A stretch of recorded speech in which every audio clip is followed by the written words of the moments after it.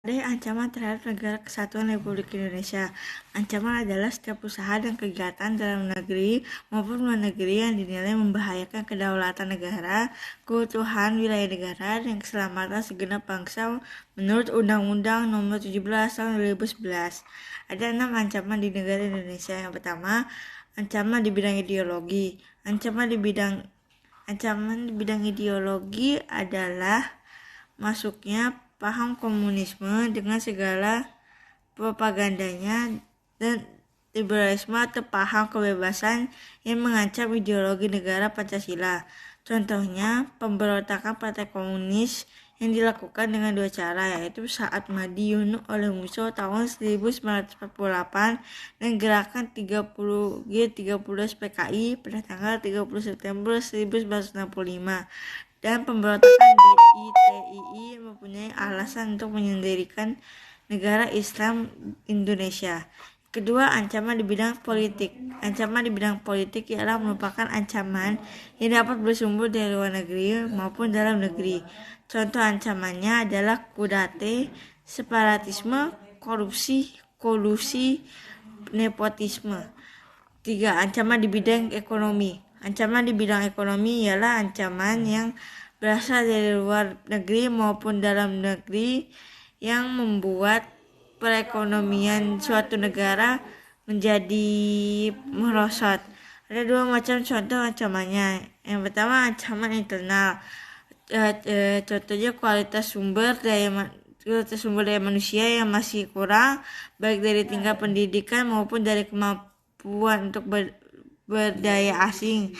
Yang kedua, ancaman eksternal, ketergantungan pada asing yang cukup besar. Lalu keempat, ada ancaman di bidang sosial.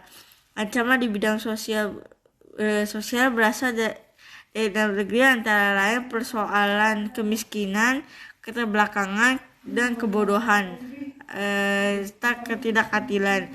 Jika dibiarkan, masalah ini bisa menjadi bom waktu yang akan menimbulkan persoalan lebih besar seperti separatisme, terorisme, kekerasan, dan bencana akibat perbuatan manusia.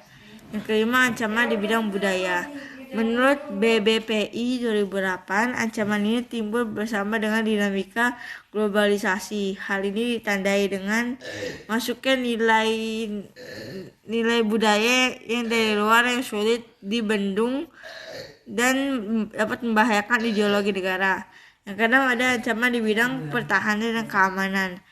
Ancaman di bidang pertahanan dan keamanan ada beberapa macam bentuk. Yang pertama, integrasi nasional di bidang pertahanan dan keamanan berupa ancaman militer. Ancaman militer adalah ancaman dengan menggunakan kekuatan bersenjata. Ancaman tersebut dinilai mempunyai kemampuan membahayakan kedaulatan negara, keutuhan wilayah, dan keselamatan segenap bangsa. Ada beberapa bentuk di ancaman ini, yaitu agresi, pelanggaran wilayah, pemberontakan bersenjata, sabotase, spionase, eksteror dengan senjata, ancaman keamanan laut dan udara, konflik komunal.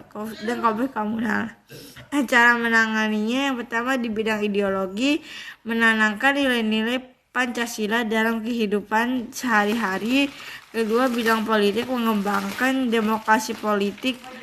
Yang ketiga, bidang ekonomi, membuat produk sendiri yang lebih berkualitas dan lebih baik daripada produk asing. Yang keempat, bidang sosial, berusaha memelihara keseimbangan dan keselarasan fundamental. Yang kelima, bidang budaya, mengamalkan nilai-nilai Pancasila dalam menggunakannya untuk melakukan penyaringan terhadap budaya luar. Yang keenam, pada bidang pertahanan dan keamanan, memanfaatkan forum bilateral untuk menyelesaikan masalah pelanggaran wilayah negara kesatuan Republik Indonesia. Sekian dari saya. Wassalamualaikum warahmatullahi wabarakatuh.